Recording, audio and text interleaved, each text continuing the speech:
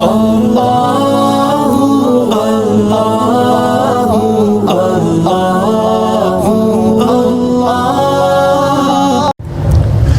فضل الطہور باللیل والنہار وفضل الصلاة بعد الوضوء باللیل والنہار۔ حدثنا اسحاق بن النصر قال حدثنا ابو اسامۃ عن ابی حیان عن ابی زرع عن ابی ہریرہ رضی اللہ تعالی عنہ ان النبی صلی اللہ علیہ وسلم قال لبلال عند صلاة الفجر یا بلال حدثنی بأرجى عمل عملتہ فی الاسلام فإنی سمعت دفن علیک بین یدی فی الجنہ قال ما عملت عملا ارجع عندی انی لم اتطہر طہورا فی ساعۃ لیل او نہار الا صلیت بذلک الطہور ما کتب لی ان اصلی۔ امام بخاری رحمۃ اللہ تعالی علیہ نے باب کو عنوان دیا ہے رات اور دن میں وضو کر کے اپنے آپ کو پاک رکھنے کی فضیلت، اور اسی طریقہ سے جب آدمی وضو کر لے دن میں یا رات میں جب بھی وضو کرے تو وضو کرنے کے بعد نماز پڑھنا جسے تحیۃ الوضو کہتے ہیں، وضو کے لیے 2 نوافل پڑھنا، اس کی فضیلت کے بارے میں دیکھیے۔ انسان اپنی زندگی میں ہوتا ہے اور ظاہر ہے طبی اور بشری تقاضوں کے تحت اسے بیت الخلاء بھی جانا پڑتا ہے، یا اسی طریقہ سے اس کا وضو ٹوٹ جاتا ہے۔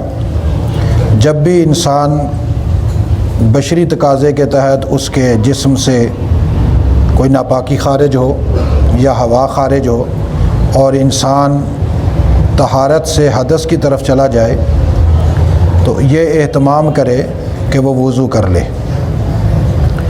مثلا بیت الخلاء گیا پیشاب کے لیے یا پاخانہ کے لیے، تو آج کل عام طور پر رواج تو یہی ہے کہ وہی بیت الخلاء کے اندر ہی وضو کا سلسلہ موجود ہوتا ہے، اور اگر اندر نہ ہو تو اس کے بالکل دروازے کے ساتھ باہر ہی واش بیسن لگا ہوا ہوتا ہے، اور وہاں تو اسی ٹائم وضو کر لے۔ اس کی فضیلت کیا ہے یہ ابھی حدیث میں آ رہی ہے، اور اگر دیکھیں کہ 3-4 منٹ باقی ہیں، میرے پاس ٹائم ہے، تو اسی جگہ پر بیٹھے ہوئے ہی نوافل پڑھ لے، چونکہ وضو کے بعد نفل پڑھنا یہ بھی بڑی سعادت کی بات ہے اور بڑی فضیلت کی بات ہے۔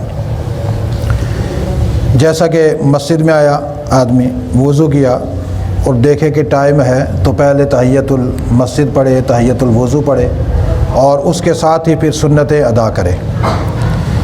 بلکہ بہتر تو یہی ہے کہ بجائے مسجد میں بیٹھ کر پیچھے دیکھنے کے یا گھڑی کی طرف دیکھنے کے اتنی دیر میں وہ نوافل پڑھے، تاکہ اگر جتنا وقت اس کا مسجد میں گزر رہا ہے وہ اللہ کی عبادت میں گزرے۔ وضو کے بعد کے جو نوافل ہیں ان کی بھی بڑی شان ہے، اور مسجد میں داخل ہونے والے جو نوافل ہیں ان کی بھی بڑی شان ہے۔ گھر میں آدمی وضو کرے تب بھی یہ نوافل ادا کرے۔ حضرت ابو ہریرہ رضی اللہ تعالیٰ عنہ کہتے ہیں کہ نبی اکرم صلی اللہ علیہ وسلم نے حضرت بلال سے کہا فجر کی نماز کے بعد، بلال ذرا مجھے یہ بتاؤ کہ اسلام میں آنے کے بعد تم کون سا ایسا عمل کرتے ہو کہ جس کی وجہ سے اللہ تعالیٰ نے تمہیں کوئی مقام عطا کیا ہوا ہے، اور وہ مقام یہ ہے کہ میں نے تیرے جوتوں کی آواز جنت میں اپنے سے آگے دیکھی۔ اب ظاہر ہے رسول اللہ صلی اللہ علیہ وسلم نے رات کو خواب دیکھی ہوگی، اور خواب میں دیکھا ہوگا کہ میں جنت میں جا رہا ہوں اور میرے آگے آگے کسی کے جوتوں کی آواز آ رہی ہے۔ پوچھنے پر پوچھا کہ یہ میرے سے آگے کون چل رہا ہے، تو آپ کو بتایا گیا کہ آپ کا غلام بلال ہے۔ اب رسول اللہ صلی اللہ علیہ وسلم نے نماز فجر کے بعد حضرت بلال سے پوچھا وہ کون سا ایسا عمل ہے اتنی فضیلت والا کہ میں محمد کے آگے تمہارے قدموں کی آواز آ رہی تھی۔ حضرت بلال نے فرمایا یا رسول اللہ اور تو کوئی ایسا بڑا عمل میرے پاس ہے نہیں جب سے اسلام لایا ہوں، البتہ جب بھی مجھے طہارت کی ضرورت پڑتی ہے دن میں ہو یا رات میں تو میں اسی ٹائم طہارت کرتا ہوں، وضو کر لیتا ہوں، اور وضو کرنے کے بعد میں وقت ضائع نہیں کرتا، میں وضو کے بعد نماز پڑھ لیتا ہوں تحیۃ الوضو، جتنی اللہ نے میری قسمت میں لکھی ہوتی ہے میں اتنی پڑھ لیتا ہوں۔ اس پر رسول اللہ صلی اللہ علیہ وسلم کی تصدیق ہوئی کہ یہ اتنا بڑا عمل ہے کہ جو آدمی ایک تو باوضو رہے، نمبر 2 جب وضو کرے تو وضو کے بعد نوافل پڑھ لے، تو اس کی شان یہ ہے کہ وہ یقیناً جنتی ہے۔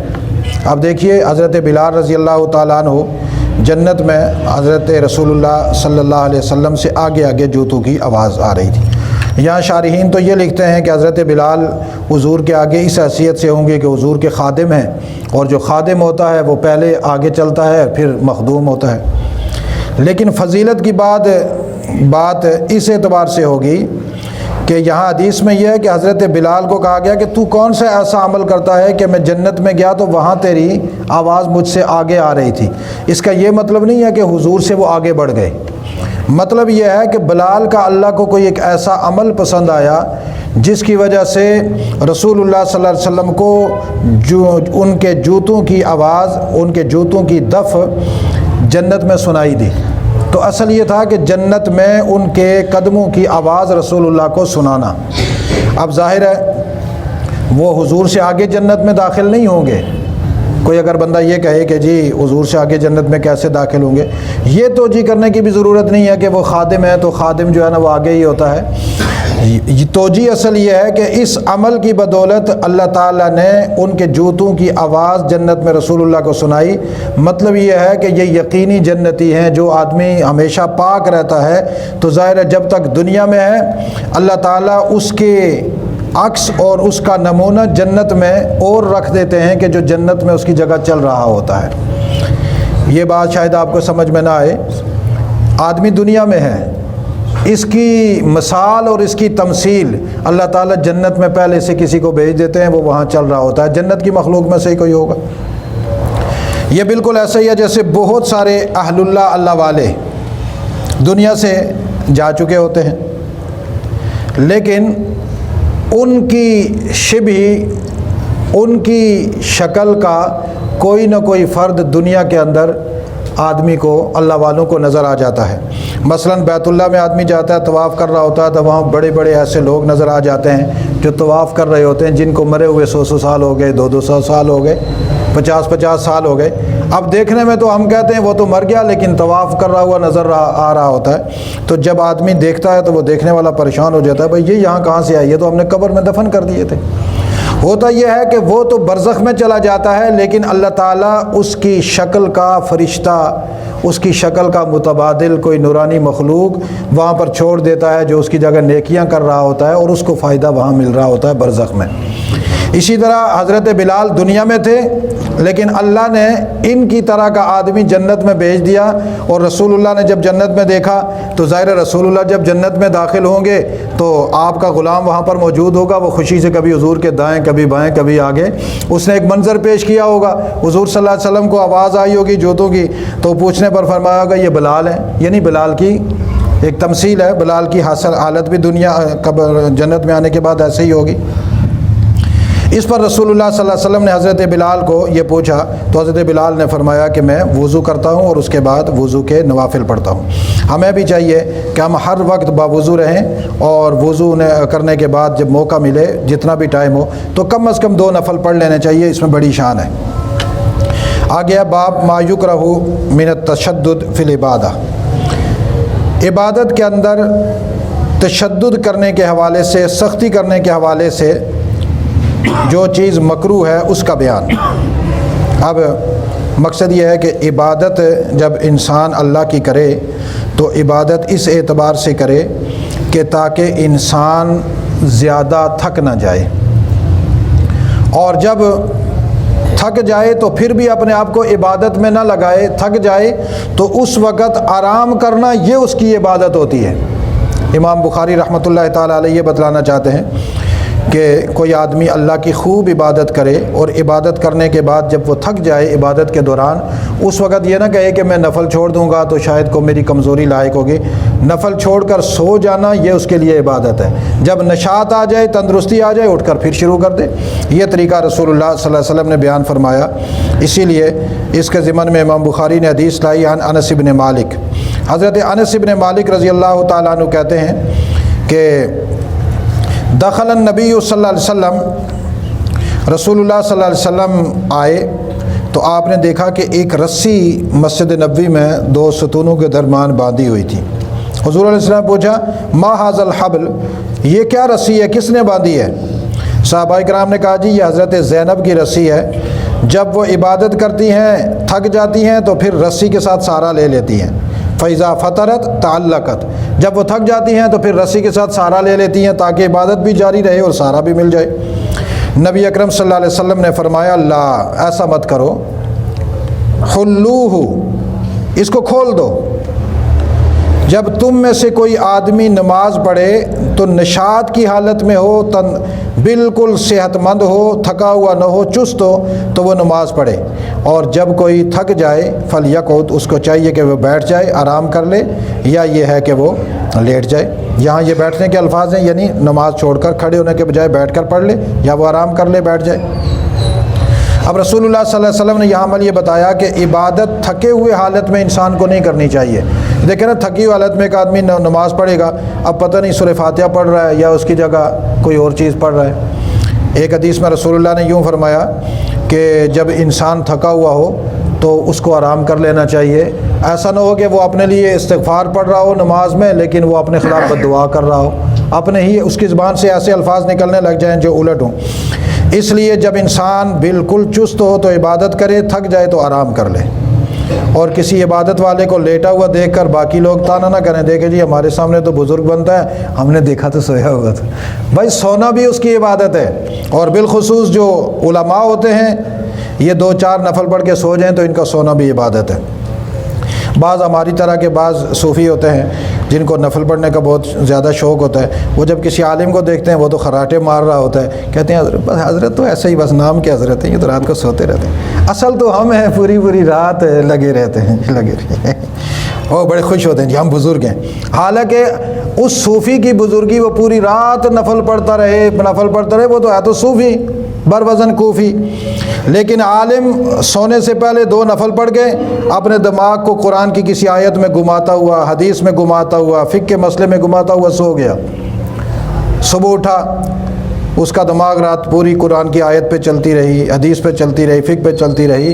اللہ تعالیٰ فرماتے ہیں یہ عالم 2 نفل پڑھ کے سو گیا تھا، اس کا سونا یہ صوفی کی پوری رات قیام اور سجدوں سے زیادہ اعلیٰ اور افضل ہے۔ کیوں؟ اس لیے کہ یہ صحیح سنت کے مطابق آرام سے سویا ہے، پوری رات اس کی عبادت لکھی گئی، سنت کے مطابق اس کی نیند لکھی گئی۔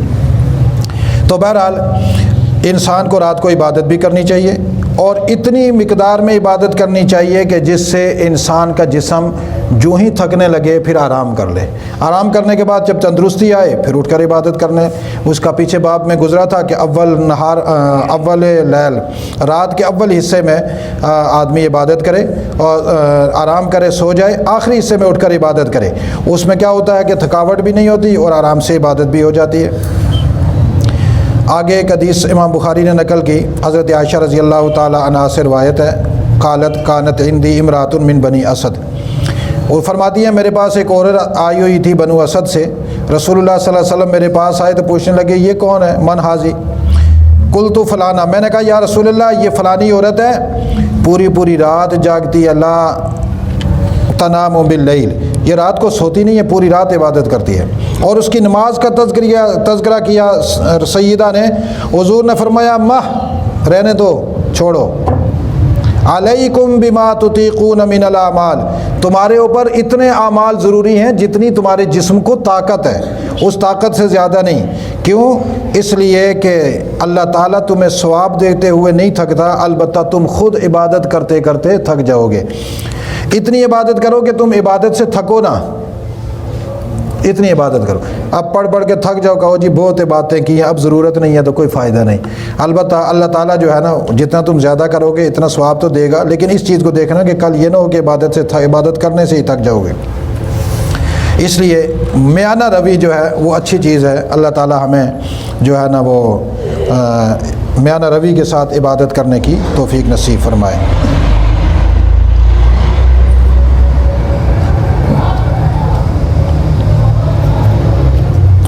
اسی طریقے سے آگے ایک چھوٹا سا باب ہے جس میں رسول اللہ صلی اللہ علیہ وسلم کی ایک حدیث نقل ہوئی.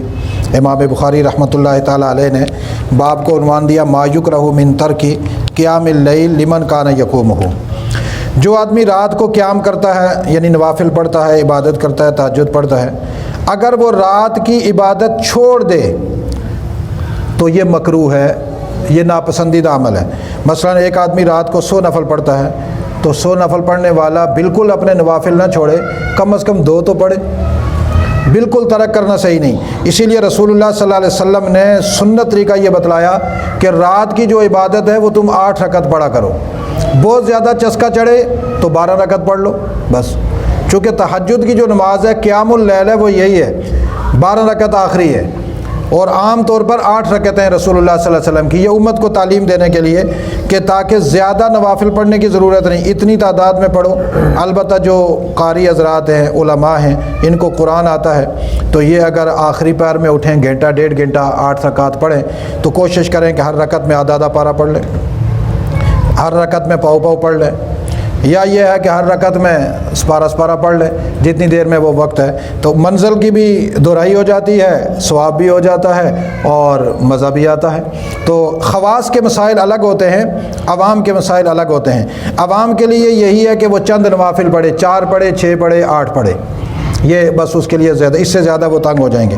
البتہ جو خواص ہوتے ہیں، بعض بزرگان دین ہیں، علماء ہیں، صالحین ہیں، وہ اگر پوری رات جاگتے ہیں تو ان پر یہ قانون نہیں لاگو ہوگا، اس لیے کہ ان کی عادت ثانیہ بن چکی ہوتی ہے عبادت، اس کے بغیر ان کو مزہ ہی نہیں آتا، تو وہ جتنے مرضی پڑھیں وہ اس قانون سے مبرہ ہیں.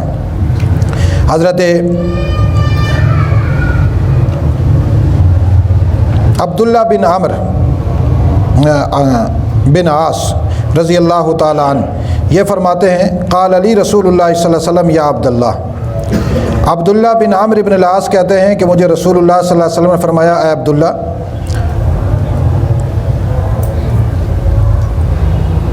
مجھے پتہ چلا ہے کہ نہیں حضرت عبداللہ نہیں، مجھے تو نظر بھی نہیں آ رہا. حضرت عبداللہ بن عمرو رضی اللہ تعالیٰ عنہ کہتے ہیں کہ مجھے رسول اللہ صلی اللہ علیہ وسلم نے فرمایا عبداللہ تو فلاں آدمی کی طرح لا تکن مثل فلان، فلاں آدمی کی طرح نہ کام کرنا. وہ رات کو قیام کرتا تھا، اب اس نے قیام کرنا چھوڑ دیا، لہذا تو فلاں کی طرح نہ ہو جانا کہ کچھ عرصہ تو رات کو عبادت کی پھر بالکل ہی چھوڑ دی. یہ معیوب چیز ہے، یہ عیبدار چیز ہے. عبادت کرنی ہے تو شروع کرو تو پھر وہ چلتی رہنی چاہیے، تا زندگی چلتی رہنی چاہیے. مزہ تو تب ہے کہ بندہ رات کی عبادت میں اتنا عادی بن جائے، اتنا عادی بن جائے کہ اس کو جب تک مصلے پہ نہ کھڑا ہو مزہ ہی نہ آئے، اور پھر اسی عبادت میں اللہ سے مانگے کہ یا اللہ میں نے مرنا تو ویسے بھی ہے، تو میرے لیے یہ فیصلہ کر دے کہ میں جب رات کی تاریکی میں تیرے سامنے عبادت کرتا ہوں تو اسی حالت میں، اسی وقت میں سجدے کی حالت میں ہوں تو میری روح قبض کروا لینا. یہ میرے لیے جو ہے نا اعزاز پیدا کر دے. جو بندہ رات کو اٹھ کر اللہ سے یہ اللہ کی عبادت کرے اور یہ دعا کرے گا، مجھے یقین ہے کہ اللہ اس کی بات قبول فرمائیں گے اور اس کی موت بھی رات کی تاریکی میں نماز تہجد میں ہوگی. وہ سجدے میں جائے تو بندہ اٹھے ہی نہ، مزہ تو تب آئے. گھر والے اٹھ کر کہیں جی ذرا ان کو نماز کے لیے جگا دیں، پتہ چلے کہ یہ تو ابھی برزخ میں پہنچ چکے ہیں، آدھی تہجد یہاں پڑھی ہے آدھی وہاں پڑھیں گے، پھر مزہ ہے. آگے والی حدیث ہے حضرت عبداللہ بن عمرو رضی اللہ تعالیٰ عنہ کہتے ہیں، یہ بھی حضرت عبداللہ بن عمرو سے ہے، قال علی النبی صلی اللہ علیہ وسلم، نبی اکرم صلی اللہ علیہ وسلم نے مجھے فرمایا کہ مجھے یہ خبر ملی ہے کہ تو رات کو قیام کرتا ہے اور دن کو روزے رکھتا ہے. میں نے کہا یا رسول اللہ انی افعل ذالک، میں ایسے کرتا ہوں، پورا دن روزہ رکھتا ہوں، پوری رات عبادت کرتا ہوں. حضور علیہ السلام نے فرمایا کہ تو ایسا نہ کر، تو ایسا نہ کر، اس کی وجہ یہ ہے کہ تیری آنکھیں کمزور ہو جائیں گی اور تیری جان بھی کمزور ہو جائے گی۔ رات کو پوری رات جو بندہ جاگے، پورا دن روزہ رکھے، تو ظاہر ہے اس کا دماغ کمزور ہوگا، انسانی جسم کے اعضاء کمزور ہو جائیں گے، تو نظر کمزور ہوگی، پھر تو کیا کرے گا؟ تیرا جسم کمزور ہو جائے گا، تو کیا کرے گا؟ تیری عبادت تو رک جائے گی۔ جب رات کو اٹھ نہیں سکے گا، نابینا ہو جائے گا، جسم اتنا کمزور ہو جائے گا، عبادت نہیں کر سکے گا، لہٰذا یہ جسمانی نقصان ہے۔ وَإِنَّ لِنَفْسِكَ حَقًّا وَلِأَهْلِكَ حَقًّا، تیرا اپنی ذات کے اوپر بھی تیرا حق ہے، تیرے گھر والوں کے لیے بھی تیرا حق ہے، ان کو بھی وقت دے، روزہ بھی رکھ، افطار بھی کر، اور قیام بھی کر، سو بھی جایا کر۔ اب یہاں پر دیکھیے رسول اللہ صلی اللہ علیہ وسلم نے اس حدیث میں ایک بڑا کلیہ بیان فرمایا۔ پوری رات عبادت کرنے کا کوئی فائدہ نہیں ہے، نقصان ہے، چونکہ اس جسم سے آدمی عبادت کرتا ہے، اس جسم کو توانا اور تندرست رکھنا یہ بھی ضروری ہے۔ بعض لوگوں نے اللہ والوں کے لیے ایک قانون گڑھا ہے کہ وہ کم کھاتے ہیں، کم سوتے ہیں، کم بولتے ہیں۔ کیوں؟ اس لیے تاکہ یہ اللہ والوں کو نقصان ہو۔ اسی لیے اگر کوئی اللہ والا زیادہ روٹی کھائے نا، لوگ کہتے ہیں یہ بزرگ تو نہیں ہے جی، بہت روٹی کھاتا ہے، اف باتیں بہت کرتا ہے، بزرگ تو تھوڑی باتیں کرتے ہیں زیادہ، یہ بزرگ نہیں ہے جی، ہم نے دیکھا یہ زیادہ سوتا ہے، اللہ والے تو تھوڑے سے سوتے ہیں۔ بھائی تو اپنی بات کر کے تو کیا کرتا ہے؟ تو اللہ والوں کی فوٹو کھینچتا ہے کہ بھائی یہ کیا کرتے ہیں، یہ کوئی بات ہے؟ یہ بالکل غلط بات ہے۔ یہ اللہ والوں کی کوئی نشانی نہیں ہے، کم کھانا، کم سونا، کم بولنا، بالکل گپ ہے، انگریز کے ٹوٹو نے بنائی ہے۔ حضور علیہ السلام نے فرمایا آرام کرو، یہ کہتا اللہ والے تھوڑا آرام کرتے ہیں۔ حضور علیہ السلام نے فرمایا اپنے جسم کی حفاظت کرو، اس میں خوب تندرستی توانائی آئے۔ صحابہ اکرام نبیذ بنا کر پیتے تھے کہ تاکہ ہمارے جسم میں توانائی آئے کہ ہم خوب عبادت کریں گے۔ یہ کون کہتا ہے کم کھانا اللہ والوں کی جو ہے نا وہ نشانی ہے؟ یہ انگریز کے ٹوٹو نے مسئلے بنائے ہیں۔ اللہ والے کھاتے بھی ٹھیک ٹھاک ہیں، خیب زبردست کر کے کھاتے ہیں، اللہ والے سوتے بھی ٹھیک ٹھاک ہیں، اور اللہ والے عبادت بھی ٹھیک ٹھاک کرتے ہیں۔ وہ تقسیم کر لیتے ہیں، بھائی اتنا ٹائم عبادت کریں گے، اتنی ٹائم سوئیں گے، اتنا ٹائم کھائیں گے، خوب کھائیں گے۔ حضرت مولانا اشرف علی تھانوی رحمۃ اللہ تعالیٰ علیہ اس زمانے میں ناشتہ کیا کرتے تھے 700 سے لے کر 1000 روپے کا۔ جس وقت چوانی اور اٹھانی کا فلسفہ چلتا تھا، 1 پیسہ آدھا پیسہ، اس وقت اتنا ناشتہ تھا۔ کسی نے کہا حضرت آپ اتنے بڑے بزرگ ہیں، ولی اللہ ہیں، یہ کیوں آپ پیسے ضائع کر دیے؟ یہ ناشتہ کوئی یہ بادشاہوں والا کھاتے ہیں؟ حضرت نے فرمایا میاں اللہ نے مجھے ایک مشین دی ہے، اس مشین کی حفاظت کرنا میرے اوپر فرض ہے۔ یہ میری مشین ہے، یہ میری مشین ہے، میں کھاتا ہوں، جسم کو تندرست رکھا ہوا ہے، دماغ کو تندرست رکھا ہوا، پھر لوگ مسئلے پوچھتے ہیں، میں مسئلے کتابوں میں مطالعہ کرتا ہوں، لکھتا ہوں، قرآن کی تفسیر، فقہ کے مسائل، ہر علم کے اوپر، تصوف، ہر چیز کے اوپر حضرت نے لکھا اور ہزاروں کتابیں لکھی۔ میں اس مشین کی حفاظت کر رہا ہوں، چسکے لینے کے لیے نہیں کھا رہا، میں کھا کر اس کو اللہ کے لیے استعمال کرتا ہوں۔ اس لیے اللہ والے جب کھاتے ہیں تو وہ اس لیے کھاتے ہیں کہ ہمارا جسم تندرست ہوگا، توانا ہوگا، پھر ہم اپنے دماغ سے، اپنے جسم سے اللہ کے دین کی خدمت کریں گے، دماغ سے مسائل استخراج کریں گے، استنباط کریں گے، لوگوں کو واعظ و نصیحت کریں گے۔ اب دیکھیں نا میری نظر کمزور ہے، مجھے حدیث نظر ہی نہیں، میں اوپر سے نیچے چلا جاتا ہوں، نیچے سے بعض الفاظ بھی مجھے نہیں نظر آ رہے، یہ اب نظر کمزور ہو رہی ہے اور مجھے پریشانی لاحق ہو رہی ہے۔ تو جب کوئی آدمی زیادہ جس کی نظر کمزور ہوگی وہ کیسے حدیث پڑھے گا، کیسے لوگوں کو پڑھائے گا؟ اس کے لیے بڑا مشکل ہو جاتا ہے۔ اس لیے یہ خاص لوگوں کو رسول اللہ صلی اللہ علیہ وسلم نے ترغیب دی، عبادت بھی بالکل کرو۔ حضرت عبداللہ بن عمر عبادت کر رہے تھے، بالکل کرو، لیکن اپنے جسم کو بچاؤ بھی، اپنے جسم کی حفاظت بھی کرو، اس کو اس طریقے سے بچاؤ کہ یہ جتنا زیادہ چلے گا اتنی اللہ کی عبادت زیادہ ہوگی۔ اللہ تعالی ہمیں عمل کرنے کی توفیق نصیب فرمائے۔ خلاصہ یہ نکلا کہ ایک تو ہمیں دن رات پاک رہنا چاہیے باوضو، نمبر 2 وضو کے بعد ہمیں نوافل پڑھنے چاہیے، نمبر 3 ہماری عبادت بے شک تھوڑی ہو لیکن دائمی ہو، نمبر 4 زیادہ عبادت کرنے والوں کو اپنے جسم کو محفوظ رکھنے کے لیے غذا بھی اچھی اور آرام کرنا بھی ضروری ہے۔ اللہ تعالی ہمیں عمل کی توفیق نصیب۔ لقد يسرنا القرآن للذكر فهل من مدكر